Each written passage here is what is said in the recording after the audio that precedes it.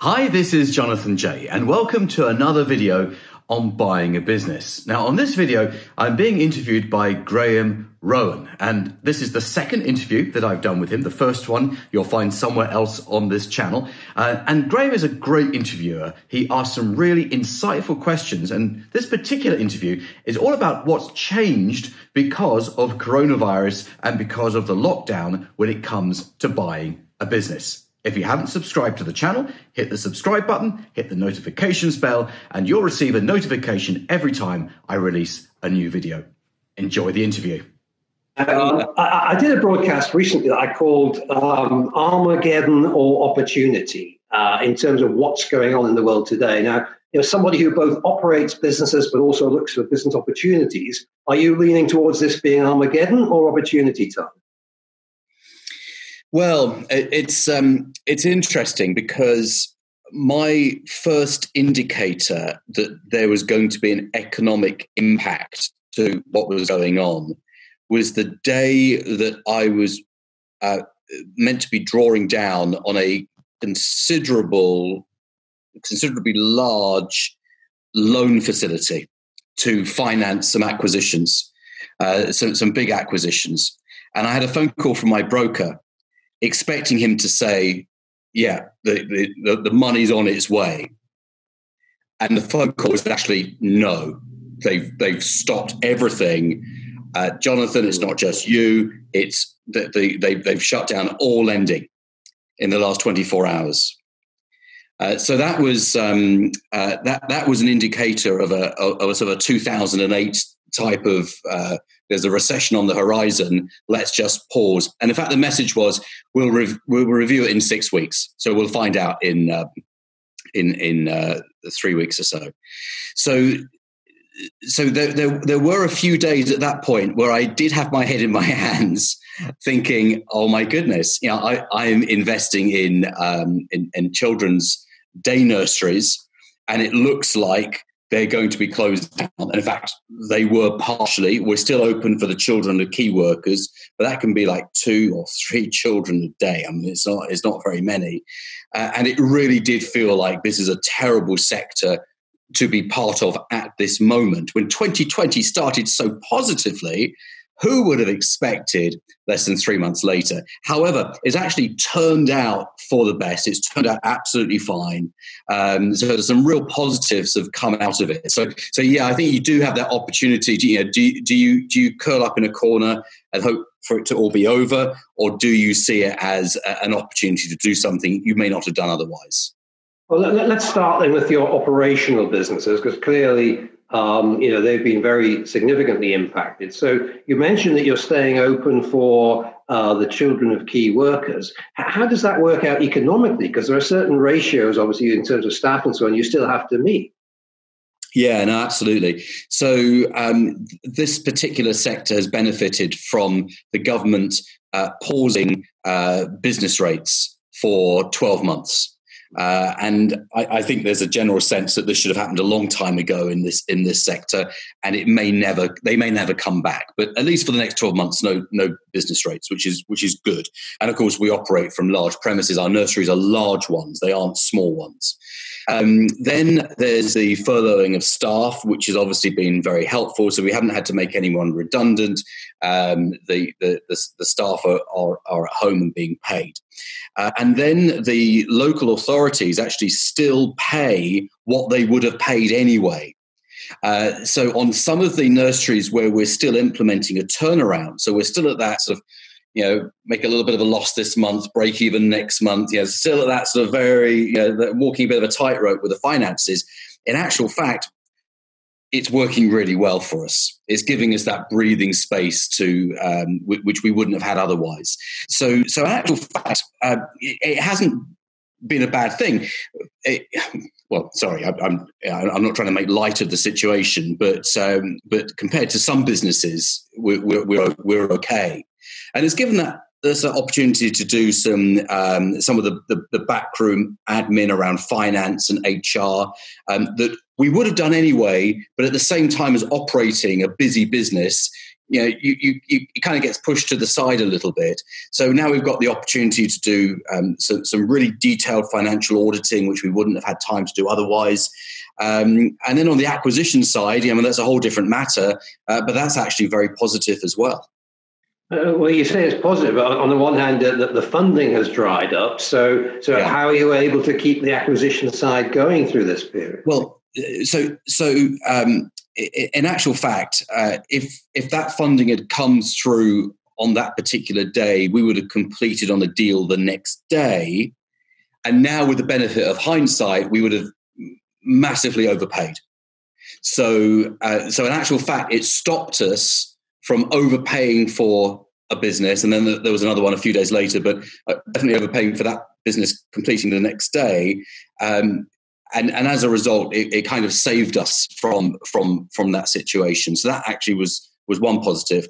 The next is I could go back to all of the acquisitions we had in the pipeline, and of course, everyone being aware of we've got a semi-closed nursery, or in many cases closed and completely. All the price points changed. So it allowed us to also renegotiate terms. So anything that we might have been paying on completion, we could explain, well, the banks pulled our funding, at least temporarily, at least for the time being. And therefore, if we want to do this in the foreseeable future, then we both need to be flexible. So it allowed us actually to structure better deals. And thirdly, better deals have come onto the market. So one business that we looked at last year, 500,000 revenue, town centre location, used to be the police station in that town, beautiful, beautiful building, 200,000 for the business inside the building, not for the property, obviously. And we're actually, we're buying that 20,000. So it's reduced in value by 90% just because of what's happening. Now, clearly, we've got more work to do because we need to build the business back up, let's say September onwards. But we were always prepared to put effort and hard work in anyway. So it really doesn't make too much difference. We'll get our money back very quickly because of the initial investment is so small, £20,000 plus some legals. But so the upside is bigger. So yeah, it's positive, Graham. Okay, because my impression is obviously one of the things you always look at is businesses that may be getting into some distress and therefore are available at a more reasonable price. Yeah. I think what we're seeing at the moment is businesses that were already had, shall we say, underlying health conditions are the ones that are going under, including some very big high street names. Yeah. But I guess the second wave will be businesses that entered this crisis kind of okay-ish, but then as a result of this lockdown of the economy, that's really kind of caused new issues that might mean, paradoxically, that for those who are on the lookout to buy them, there's actually going to be a plethora of deals available coming out the other end of it. This is going to be huge for people who want to acquire businesses. And it means that you're going to pay very, very reasonable prices. All the inflated prices that you see when the economy feels good, that disappears. So you pay sensible prices. You can get better terms. If you're interested in buying businesses out of administration and saving jobs and saving the business, then those opportunities.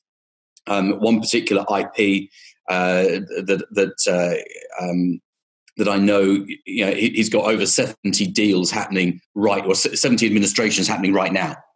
And that's a lot. Yeah. At any one point, he might have 10 or 12. Yeah. But he's got 70 at this moment in time. And all those businesses need to be bought by someone. Otherwise, everyone loses their jobs. The business closes down. The customers probably lose whatever service or product that they would have bought. So the opportunity is very, very large right now. And the fact that the funding may have dried up for definitely over the next few months I don't really think there is an issue if you are aware of the ways to structure the deal so that you don't need to put either your own money in or maybe very little.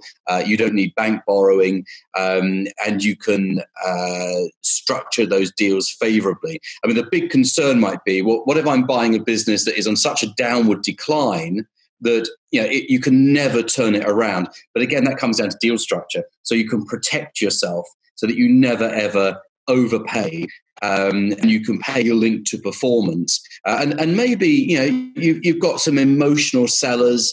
You can do something that allows them to share in that upside, so it's not all doom and gloom for them. There is some hope in selling you their business for way below what they might have sold it to you 3 months earlier. And if you look at the impact of these measures, they really do cut across the entire economy. But as you look at it, can you imagine that there'll be certain sectors where there are some really great opportunities and other sectors where it might be best left well alone as we come out of this? Yes, I mean, I only know what my clients are doing, and the word on the deal making street, as it were, is that this is there are so many opportunities out there that you can go outside of your usual area at very, very low risk. So let's say you were thinking about buying in a particular sector, or intrigued you or interested you. Well, now is the time to pick up a business for virtually nothing and experiment with it, and rather than staying in your comfort zone of what you know. So it actually expands the possibilities. I think it comes down to attitude as much as anything. You've got to have the skills and the knowledge. You've got to know what you're doing, and you still have to know how to. You can't be too blunt about this. Actually, I think you need to be more sensitive when speaking to the owner of a business when you're considering buying it. But I also think that you need to have the right attitude and that positive, optimistic outlook. So you need to look for the opportunity and be aware of the downside, but say what might happen. And if you can protect yourself from the downside, then I'd be saying to people, well, if you're going to buy a business, why not do it this year, 2020? Because now is the opportunity with so many options. Well, why not? Why not do it now? And do you sense that your own strategy might change as a result of this? Might you, for example, either go after bigger groups of nurseries or move beyond the nursery sector because you're seeing all these other opportunities? Personally, I'm not going to move out of the sector because we're at the beginning of quite a big growth journey, and I don't want to distract myself. Having said that, there are so many groups which might have been nursery groups that might have been very bullish about value and price 3 months ago, but now realize they have to be more sensible. And we are noticing this week, in fact, we're getting a trickle of responses from people who had heard of us being acquisitive in this sector some time ago, and now they're coming. They're approaching us where clearly before we hadn't been of interest to them. So, I think that the deal making is going to accelerate, and I think it's becoming more and more of a buyer's market.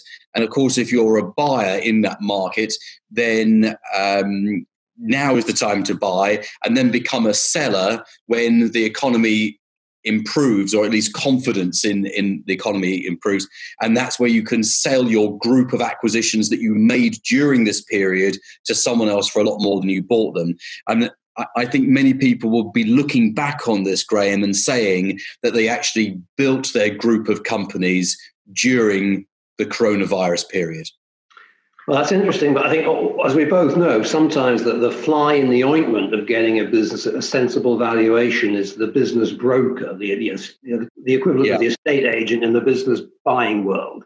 Do you think they'll suddenly adopt a sense of reality, of new reality, and start moderating their valuations? Yeah. And how do I know that? It's because they've started calling me. Right. I'm not necessarily the broker's favorite person, because I'm quite vocal about how brokers aren't really helping in the helping, or certainly not helping the buyers, and actually not helping sellers in many cases, but overinflating value. So the £20,000 one that I mentioned earlier, when we said no to the owner last year because he wanted 200,000, he went off and got a broker, and it was a broker who contacted me and said, would you be interested in this business? And first of all, I said, we've already looked at it and we're not interested. And she said, they're asking for £19,995. Wow. So, in actual fact, something my thumbs could not type the response to the email on my phone fast enough. So when I spoke to her the next day, the broker this is, so what's happening? And she's saying, we're telling everyone they're not going to get the value they would have got a few weeks ago, and they need to think of this as 2008 all over again.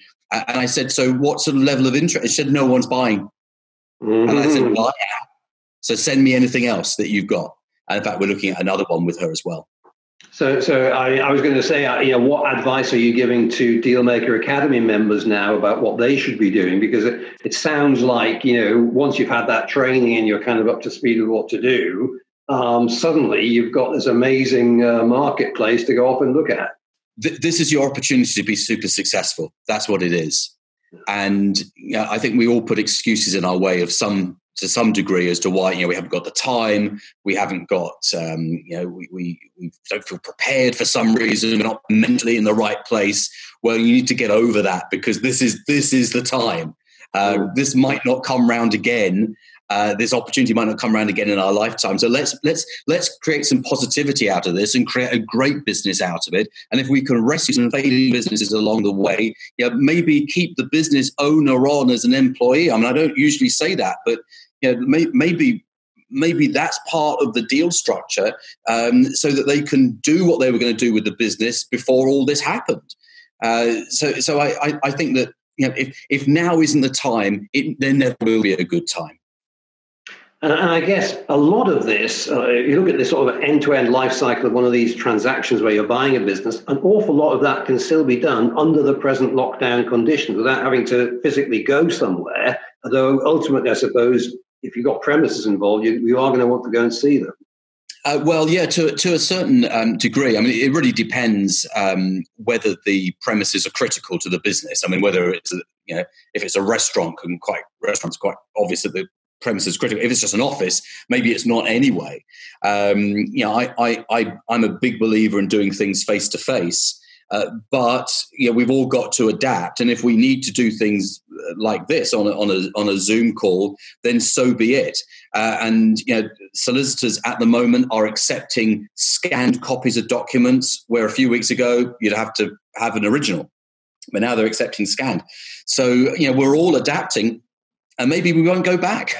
Maybe we'll discover that this is actually a really positive move, and we can save a lot of time with meetings and so forth. Maybe.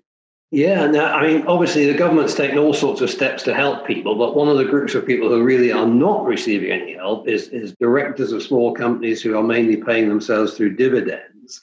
Have you got any kind of survival strategies you would suggest for company owners who find themselves in this position where perhaps their revenue's taken a big hit, but they can't sort of furlough themselves? They're stuck there trying to run the business. It's challenging, isn't it? And I listen to LBC pretty much most of the day. It's on somewhere, So I'm very aware that this is a huge topic of discussion, and no one has found a solution. I mean, the only solutions are fine with the benefit of hindsight.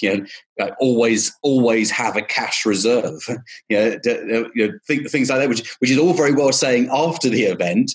And I suppose let's be better prepared for next time. It is difficult. I think though this is an opportunity for business owners to reinvent their business and say, how can we sell this online? I mean, you've seen food wholesalers to restaurants and cafes not being able to sell, and then saying, well, okay, how can we now sell directly to the consumer? So it's our ability to think outside of the box and say, look, maybe I've always done this in a certain way, but I'm now being forced perhaps to do this in a different way. I mean, that I do these 3-hour introductory seminars around the country for the Dealmakers program.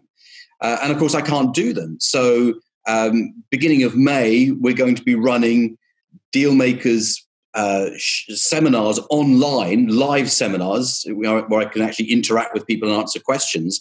But of course, now we can open up to a worldwide audience.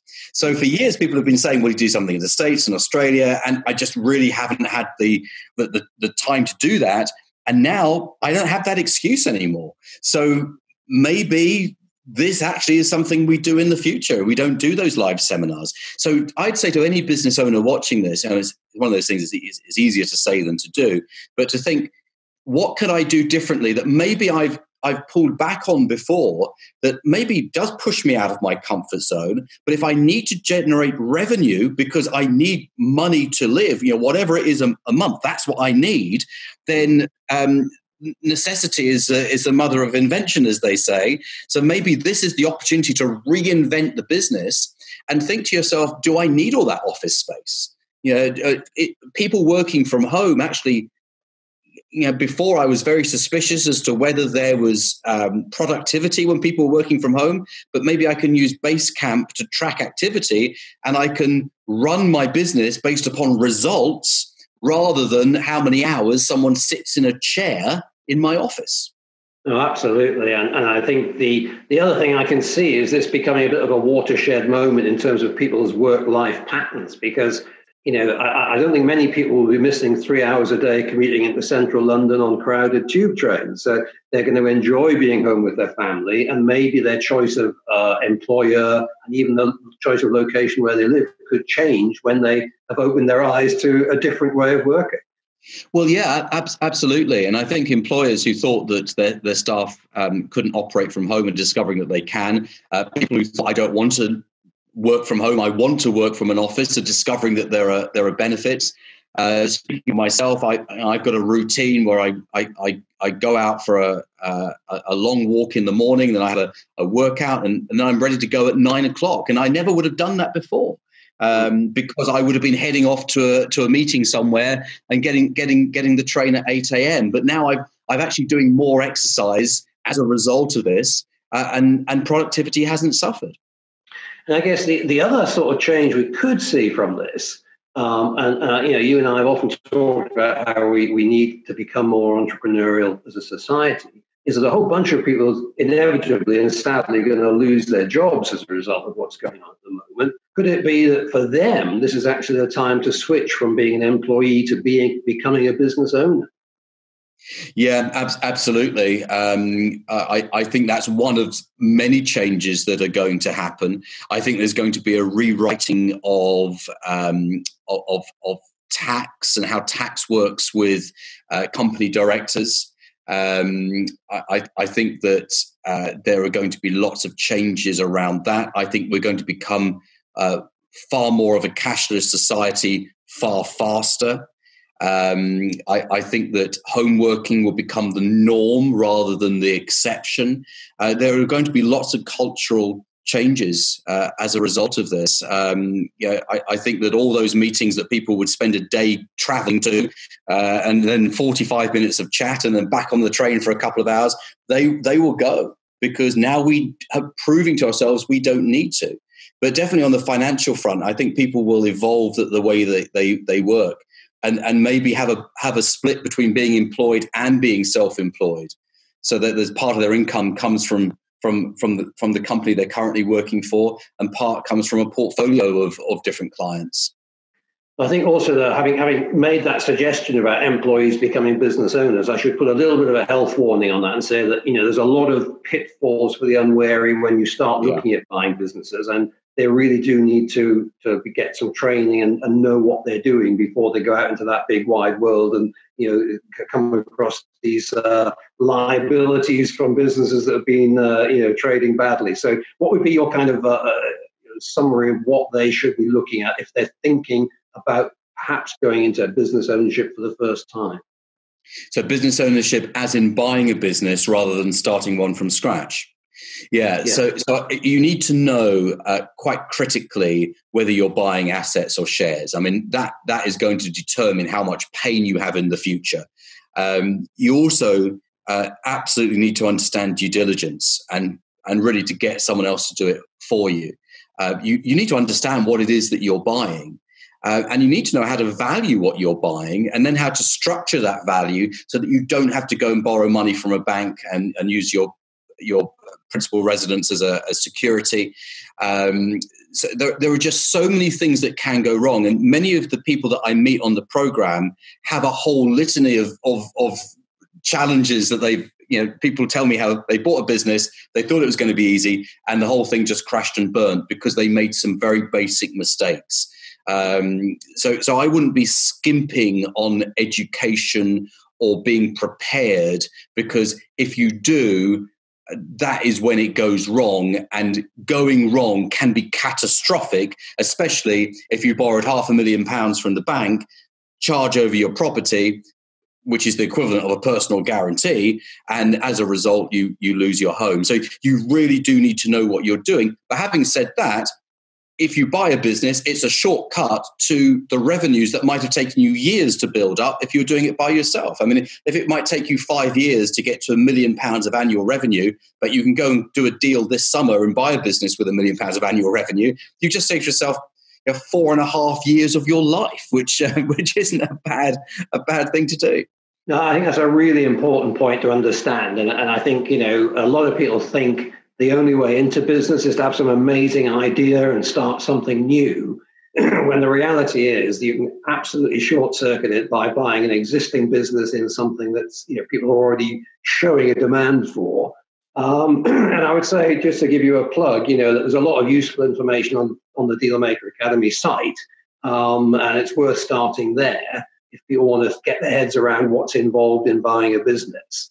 So finally, excuse me, Jonathan, I think the impression I'm getting from you is that, if anything, you're veering towards this being a time of opportunity, and that really it could even prove to be a sort of once-in-a-generation chance to buy some really potentially strong businesses for a very low entry price.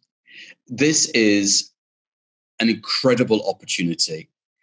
And if you don't look at it like that, then you are you've only got yourself to blame, really. You have a choice over how you perceive events, and you can choose to be depressed by what's happening and see all the negatives, or you can say, well, actual fact, there is a business opportunity here, and I need to grab it with both hands because my family will thank me for it. And this is the opportunity to create the wealth that you talk about a lot, Graham. And then you take that money and you reinvest it, and you reinvest it in all the places that you talk about. And you could actually secure your family's future over the next year or so by being smart with business acquisition.